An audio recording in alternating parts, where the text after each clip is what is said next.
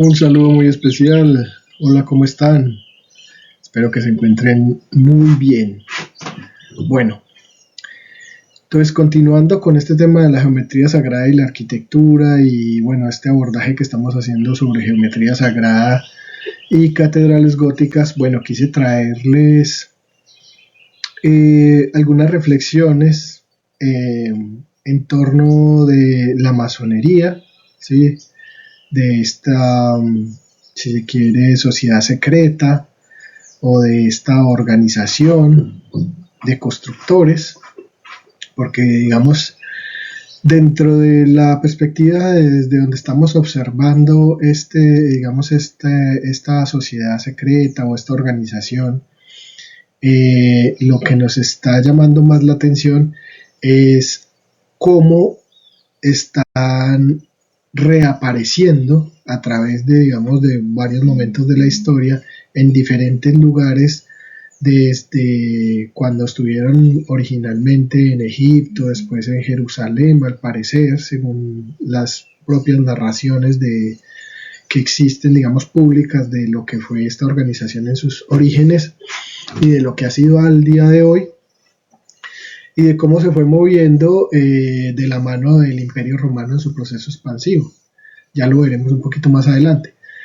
¿Qué pasa? Resulta que son ellos lo que al parecer resulta, digamos, en estas investigaciones sobre la geometría sagrada y las catedrales góticas, resulta que ellos son los constructores de esas obras, o por lo menos son quienes hasta ese momento son uno de los grupos más poderosos y más de vanguardia, más abanderados en la construcción de este tipo de obras magníficas, porque no estamos hablando de una vivienda, ni de una vía necesariamente, estamos hablando de unas obras magníficas, de unas obras espectaculares que se desarrollaron digamos, en este caso vamos a concentrarnos en las góticas, en las catedrales góticas, más o menos en un rango entre el 1100 y el 1500, y nos vamos a concentrar en las principales obras europeas. Bueno, vamos a escoger algunas catedrales y miraremos algunos aspectos que, digamos, involucran la geometría sagrada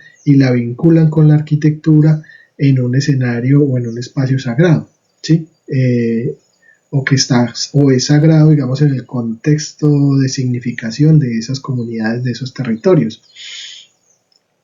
Pero resulta que hay un vínculo también entonces entre esos conocimientos que tenían los masones originales y que fueron construyendo a través del tiempo, de su experiencia, de su sabiduría, y que recopilaron una serie de documentos que al parecer ellos obviamente, o yo supongo, pues estoy un poco especulando porque habría que entrar en unas investigaciones históricas muy profundas y de mucha amplitud para poder establecer si es cierto o no, pero lo que indican algunos documentos que he leído es que ellos también estuvieron involucrados en la elaboración de dos documentos que fueron muy importantes a la hora de la construcción de las catedrales góticas, que son el Trivium y el Quadrivium, que eran, como decir, las Biblias de la construcción, o digamos los códigos de construcciones de esos tiempos de la Edad Media.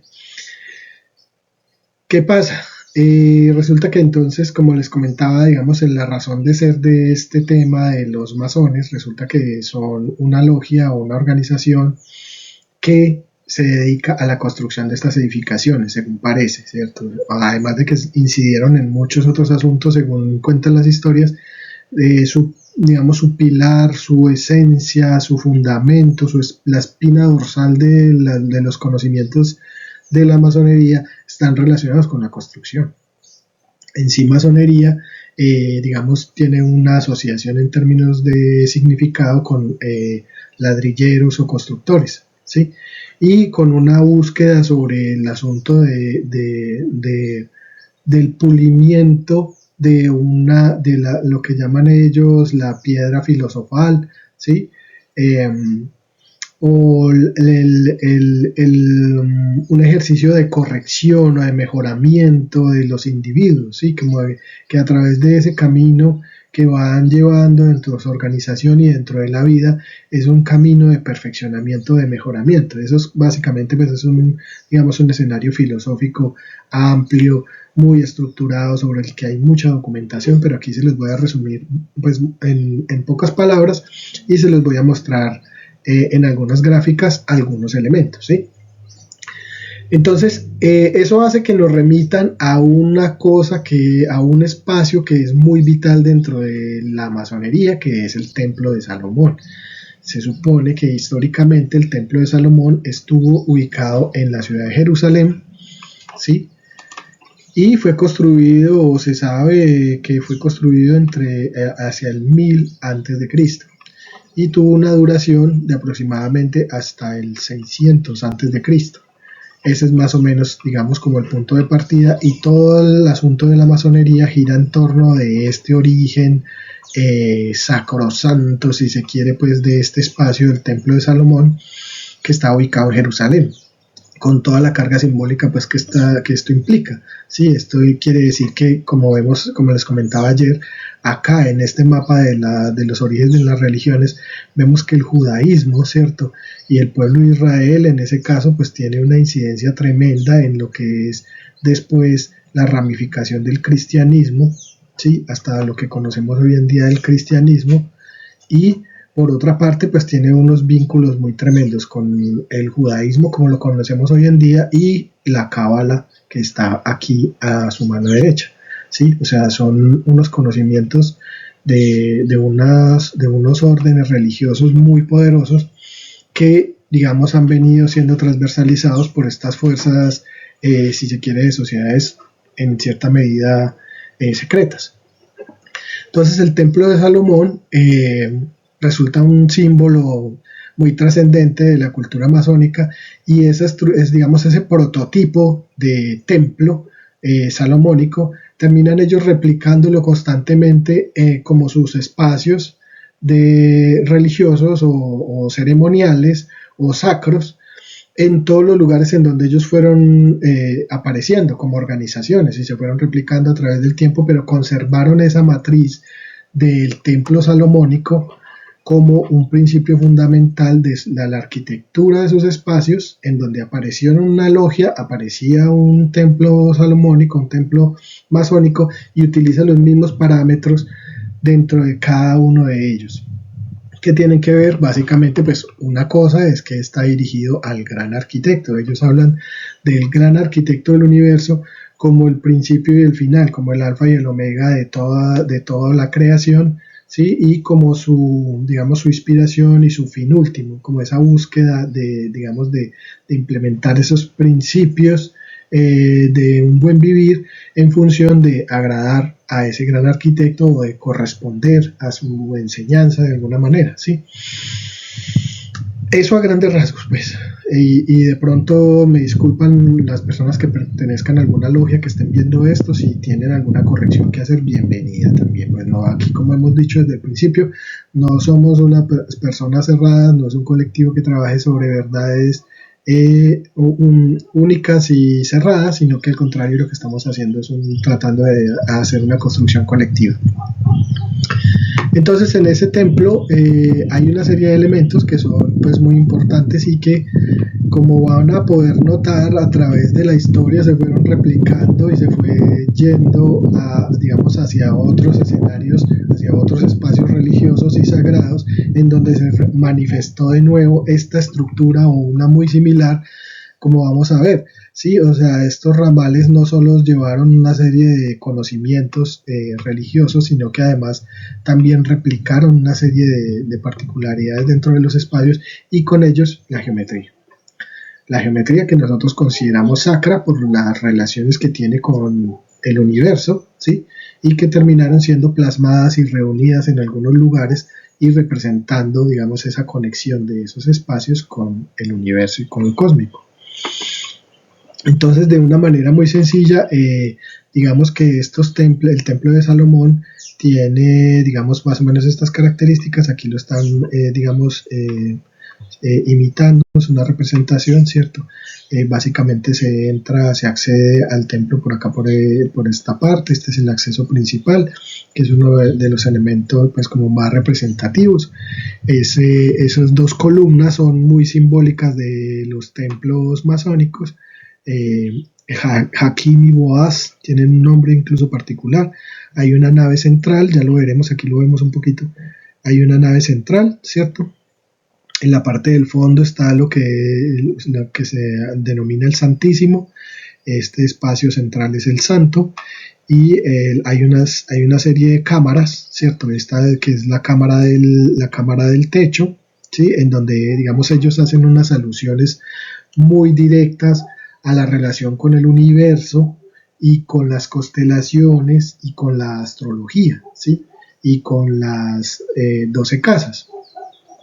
Esos elementos están involucrados directamente dentro de la simbología masónica, ¿sí? Están las cámaras laterales, que es donde normalmente se ubican los maestros, los aprendices. Eso tiene pues toda una estructura disciplinaria, jerárquica, pues de organización, que está muy asociada pues digamos a sus rituales. Y bueno, tiene otra serie de elementos que ya en otra ocasión digamos podremos ahondar. Vamos a continuar un poco más. Aquí podemos ver el interior. Este es más o menos un esquema de un templo masónico o salomónico contemporáneo, más o menos como se representa hoy en día, ¿sí? Ahí vemos algunos de los elementos, el lugar donde están los maestros, donde están los aprendices, algunos lugares donde se ubican los maestros principales, los secundarios. Ellos tienen pues digamos una organización de mucha complejidad, muy clara, muy específica, asociada, como les digo, a sus rituales. Aquí está esta parte central donde vemos el damero, que representa como ese discernimiento entre el bien y el mal que debe afrontar cada uno de los hombres que, digamos, están en este camino de la vida, porque recuerden que esto es un ejercicio profundamente filosófico, lo que plantean los masones en lo que digamos a sus principios se refiere, a sus principios de vida, a sus principios de acción y a su relación con los espacios. Esto es relevante porque más adelante, cuando ya entremos a mirar las catedrales góticas y cómo vamos a ver cómo estos principios también se terminan reflejando en muy buena medida dentro de estos espacios góticos.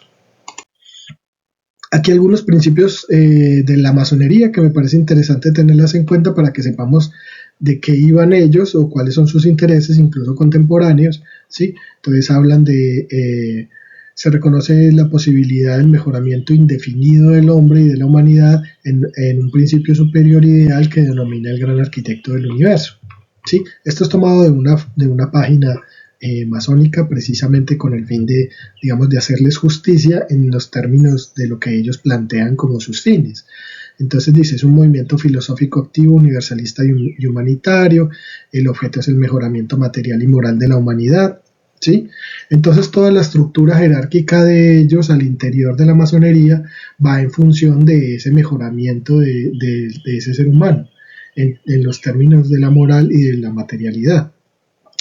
Y los eslabones, los 33 niveles, que hasta donde yo he entendido esto, me corrigen si hay algún experto en el tema, en realidad son 11, y cada uno de esos niveles está representado por una herramienta de construcción, ¿sí? Que puede ser, bueno, el nivel, un codal, cosas así. De pronto podemos mirar eso un poquito más adelante, pero digamos que para lo que nos interesa a nosotros es este esquema general que nos va a relacionar con algunos elementos de la arquitectura gótica, ¿sí?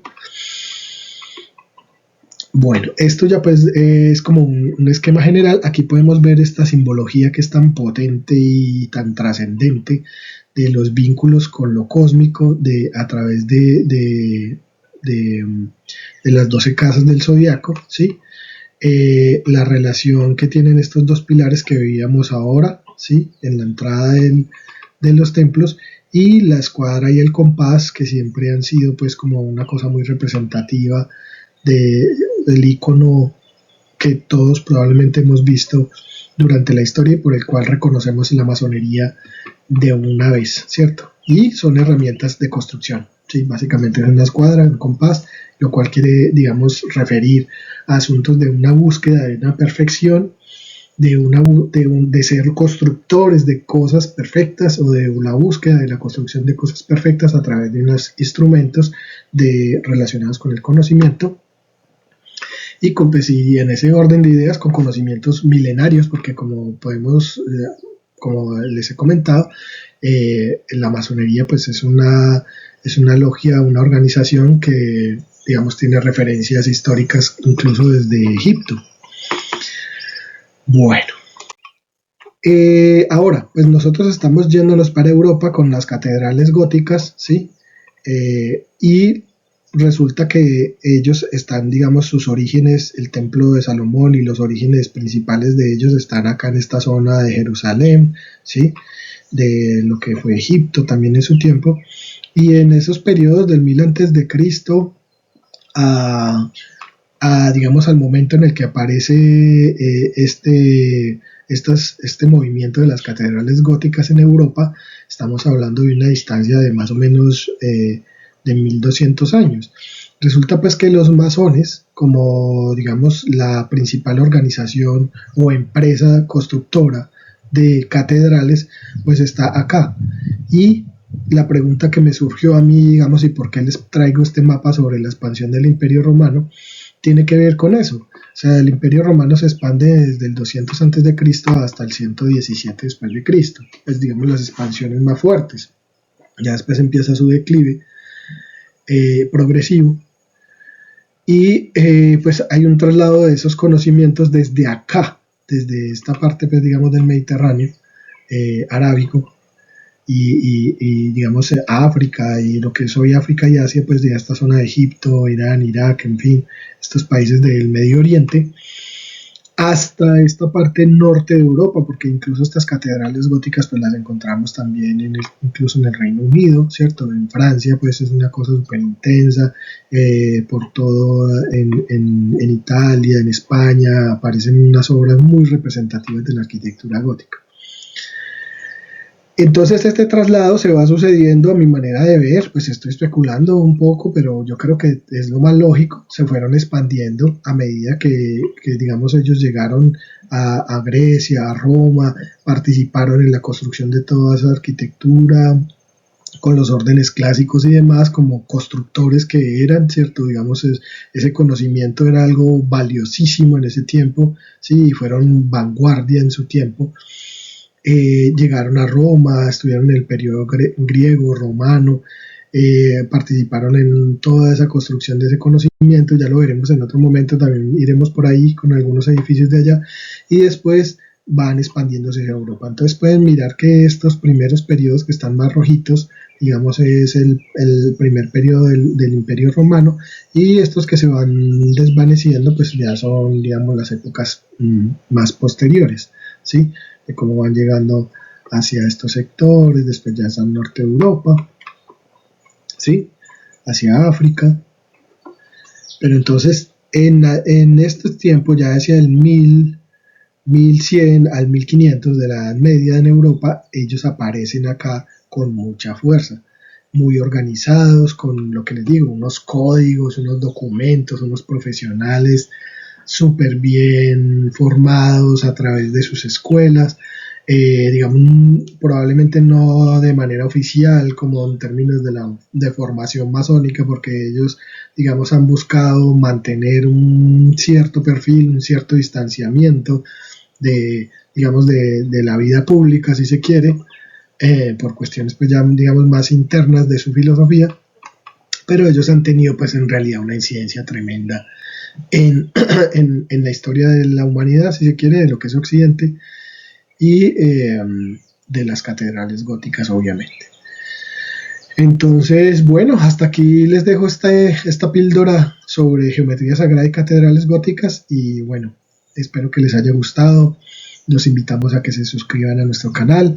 Como verán, estamos tratando de generar contenido para que vayamos creciendo juntos muy rápido. O sea, la idea es que lleguemos a unos niveles de muy buen nivel de conocimiento y sobre todo de las implicaciones de estos conocimientos sobre geometría sagrada y de su aplicación en nuestra cotidianidad muy rápido, de una manera muy abierta, muy generosa para que públicamente lo podamos compartir y dialogar. Entonces los invitamos a suscribirse a nuestro canal, a darle like si les gusta el contenido, lo pueden compartir con sus amigos, pero sobre todo coméntenos qué opinan sobre estos contenidos, qué les gustaría que se mejorara, qué enfoques les gustaría que trabajáramos, para que vayamos teniendo en cuenta todos esos elementos en este material que estamos generando. Entonces, bueno, hasta aquí por hoy y ya nos veremos en una próxima oportunidad. Muchas gracias por estar. Saludos.